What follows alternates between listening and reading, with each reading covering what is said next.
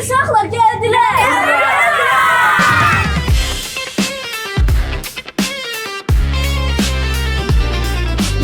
Ulduzlar bizim sarayın başında təhlükə göstərir. Adam belə sevgi xalatı vardı.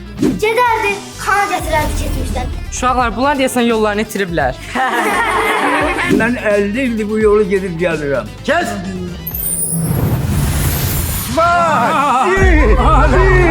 Sənin nə ixtiyarın var cəmaatı incidirsən? Donuzun biri, donuz. Ne?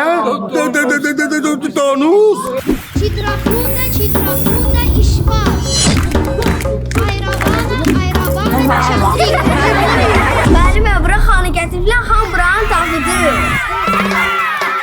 Xan qaçdı.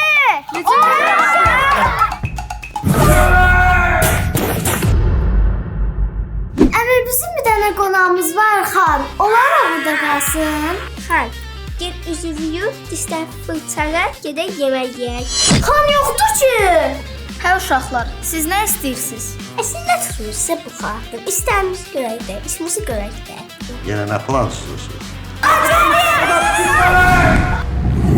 Gedək baxaq gələcəkdə necədir? Gedək baxaq da.